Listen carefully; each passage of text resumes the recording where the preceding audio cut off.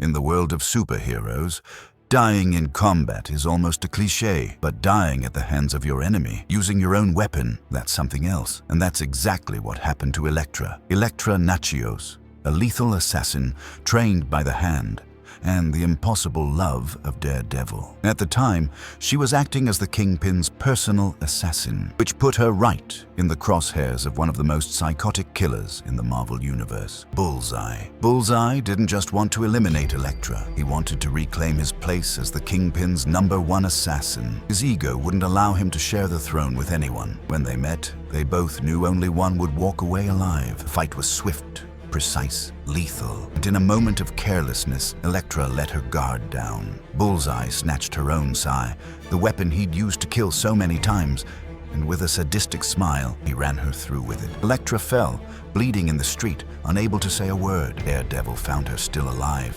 only to watch the love of his life die in his arms. And if you think that was the cruelest death on this list, wait until you see who ended up being possessed by their own enemy, and he wasn't even dead. Octavius was dying. His body was collapsing, but his mind, as brilliant as it was dangerous, had one last plan. In a twist no one saw coming, he managed to swap consciousness with Peter Parker's Spider-Man, trapped in the dying body of his worst enemy. Octavius didn't just want to survive.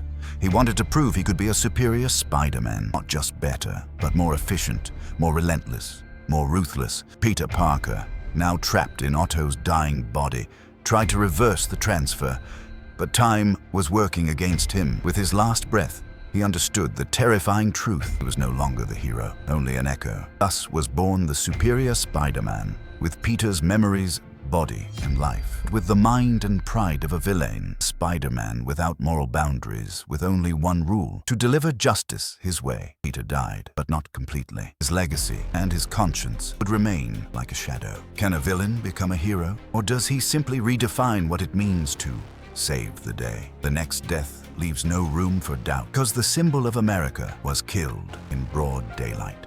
After the devastating events of Civil War, Steve Rogers, Captain America, was no longer a combatant, but a prisoner. He had chosen to surrender to stop the conflict between heroes, a symbol sacrificed to prevent more war. But villains don't respect symbols. Steve wanted something bigger than victory. He wanted peace, but that decision made him the perfect target, not just for his enemies, but for those who saw him as a traitor or a silent threat. As he was led handcuffed down the steps of the federal courthouse, Crossbones, a sniper in the pay of the Red Skull, fired a shot from a distance, precise, cold. The shield was never there to protect him this time. And when he fell wounded, Sharon Carter, manipulated by mind control, approached and shot him straight in the abdomen. Captain America died. Not in battle, not on the battlefield. He died in handcuffs, on the steps of justice. His death wasn't just tragic, it was symbolic. The country he defended was the same one that let him fall. But if you thought that was cruel, wait until you see what Magneto did to a goddess-level telepath. Jean Grey is more than a mutant. She's a cosmic force, an Omega-level telepath, bearer of the Phoenix. And yet, when you face Magneto, your mental powers don't save you. He doesn't break bones, he breaks ideologies and brains. Magneto had lost control of his cause. It wasn't just about protecting mutants anymore. It was revenge, pure, direct. Jean, as part of the X-Men, was an emotional obstacle and at the same time, a symbol of the hope he no longer believed possible. In the midst of the confrontation, Magneto didn't lift a finger. He didn't need strength or weaponry. He only manipulated the iron in her blood, enough to collapse a vessel in her brain. An aneurysm, silent, deadly. Jean collapsed. The death was almost clean for someone who has resurrected, traveled between galaxies, wielded the power of life itself. Falling like that was humiliating. And that was the darkest part of it all. Magneto knew exactly how to make it hurt without making a sound. But if you think that was personal, wait until you see what Wolverine's son did to the Punisher himself. Everyone knew Frank Castle, the Punisher, ex-military vengeance machine, unstoppable. Who could stop a man who no longer fears death? The answer was someone equally brutal, but with one difference. Daken enjoyed killing. He didn't seek justice or revenge. He only wanted to destroy. And what better way to stake his claim than by hunting down the most unstoppable man in the Marvel Universe? The fight was short, but bloody. Daken didn't stop with one stab or two. He literally tore him apart, arm by arm, leg by leg. There was no respect or mercy, only the savage desire to reduce the Punisher to pieces. The result was so brutal that Frank Castle was no longer human. Later, scientists would resurrect him as a Frankencastle, kind of cybernetic Frankenstein. But that moment, that carnage, was the last time we saw the Punisher as we knew him. Do you think that was the most sadistic Marvel could show? Thanos is about to enter the scene, and he won't leave anyone alive. Drax was created with a single purpose: to kill Thanos. His entire existence revolved around that mission. A warrior with brute strength, unbridled rage, and a single obsession: to see the Mad Titan fall. But what happens when creation faces its creator? Drax desired redemption, revenge, and finally, to be free from the weight of his mission. This was it, a final showdown. What Drax didn't know is that Thanos was no longer the same. The Titan had achieved a new form, a near godlike body, a power beyond comprehension. Drax attacked him with everything: punches, claws, screams. But Thanos didn't move. In a single instant, he collapsed Drax's body as if it were made of paper. Drax didn't die fighting.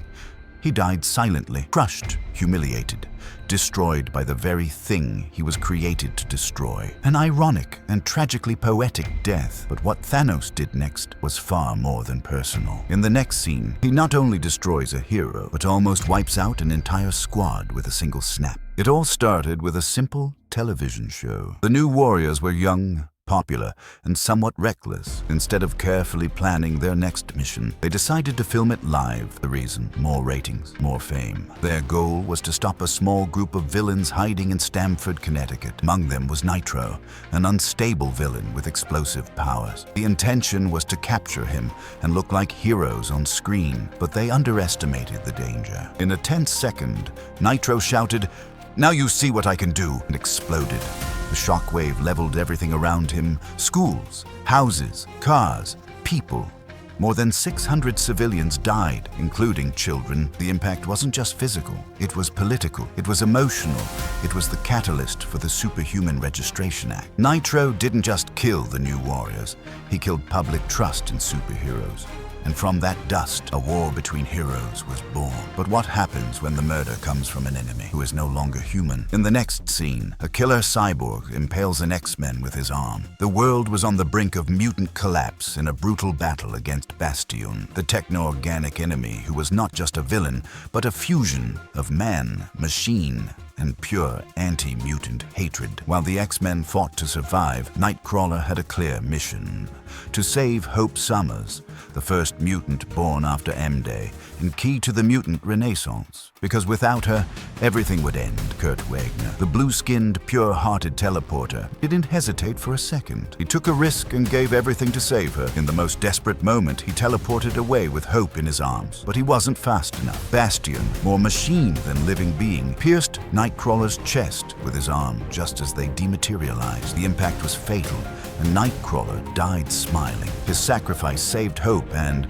with her, the future of mutant kind, becoming a symbol of faith even in the midst of extermination. His death was not in vain, but a reminder of what it means to be a hero. But there is an enemy who doesn't need technology to kill. He just needs a glove and a simple snap of the fingers. Imagine having so much power that life itself obeys you. That was Thanos with the Infinity Gauntlet. Each stone, time, mind, reality, power, space, and soul gave him absolute control over the universe. His purpose? To wipe out half of all existence to earn the love of death. Literally, Thanos didn't seek revenge, or wealth, or glory. He only sought balance through cosmic genocide, and he did it with a snap. In an instant, the Avengers began to disappear. Spider-Man, Doctor Strange, Star-Lord, Black Panther, not even the greatest heroes could resist. Disintegrated, without a fight, without warning. Universes collapsed. Worlds fell silent. Thanos had done it. The gauntlet didn't just kill, it erased. And though they were eventually restored thanks to the surviving heroes, the psychological impact was permanent. For many,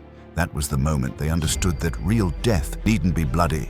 It just has to be inevitable. But in the next story, the enemy didn't need a gauntlet, just a pair of boots and a mission as deadly as his cruelty. Eric O'Grady, the third Ant-Man, was a complicated man, a selfish, lying, manipulative hero. But at some point, he wanted to redeem himself. He joined the Secret Avengers to prove he wasn't a fraud, but the past as always, does not forgive. Eric wanted to clear his name, earn the respect he never had, and prove he could be a true hero. To do so, he faced a brutal army, the Descendants, cybernetic beings who saw humanity as obsolete. In the heat of battle, O'Grady infiltrated the enemy ranks. He was discovered, he was shot down, and then the unthinkable happened. They didn't shoot him, they didn't disintegrate him, they stomped him to death, one after another. The metallic boots of the Descendants crushed every bone and every part of his armor. O'Grady did not die a coward. He died fighting for something greater than himself. His death was ugly, cruel, and completely human. The anti-hero, who started as a fraud, died a martyr. What if I told you the next hero was impaled by an unforgiving hammer? Get ready. What's coming is personal. In the midst of the catastrophic event known as Fear itself, the world became a battlefield for gods and monsters. During this war, a figure emerged, wielding an inhuman power. Sin, the daughter of the Red Skull, became the wielder of the Scuddy Hammer. And when she arrived for battle, Bucky Barnes was in her way.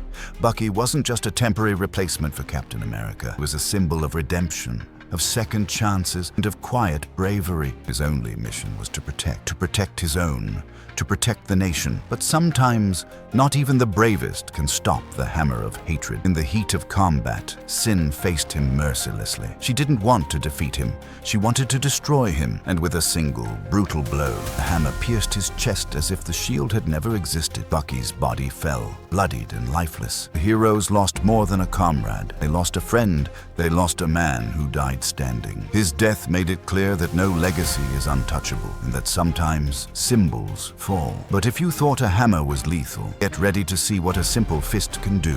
The next death has a name: War Machine. In the midst of the conflict between the Avengers and the Guardians of the Galaxy, tension was about to explode. The objective was to capture Thanos before he caused another universal tragedy. But how do you contain the Mad Titan when not even Stark's technology nor the Captain's shield can stop him? War Machine, also known as James Rhodey Rhodes, had a single mission: to help contain and stop Thanos. He was not a god, nor a super soldier, but he was a warrior with armor, courage, and unbreakable loyalty.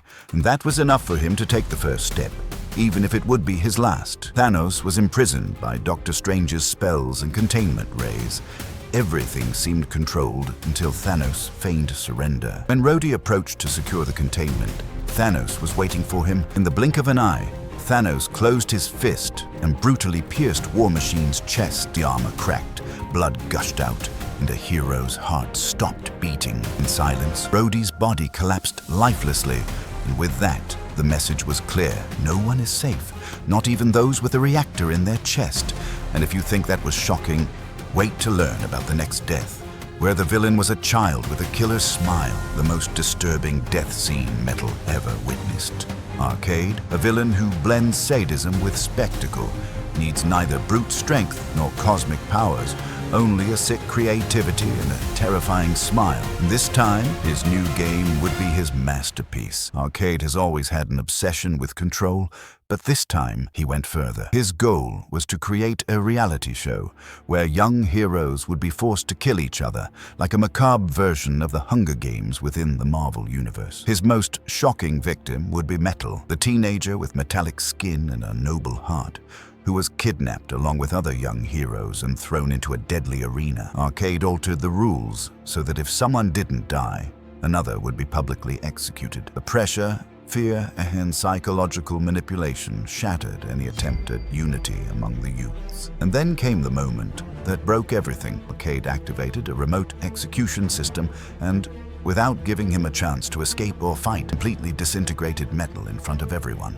A burst of light, a scream, then silence, leaving only ashes and a group of terrified young people who now knew that no one was untouchable. Arcade didn't just kill Metal, he killed their hope. But if you think that was cruel, wait until you see what Annihilus did to one of the cosmos' brightest heroes. He annihilated him in every possible sense. In the chaos unleashed by the Annihilation War, the universe was collapsing under the fury of the leader of the negative zone. Annihilus, his unstoppable army, ravaged entire galaxies. And in the midst of that disaster, a hero dared to stand against him. Quasar, the cosmic protector and bearer of the quantum bands, became one of the last pillars of resistance. His goal was clear: to stop Annihilus before his wave of death consumed the entire universe, but facing such a ruthless entity was a price even he could not have imagined. Quasar launched into a direct battle against Annihilus, and for a brief moment, he seemed to have the upper hand, but he made a fatal mistake. He underestimated his enemy's destructive hunger. Annihilus,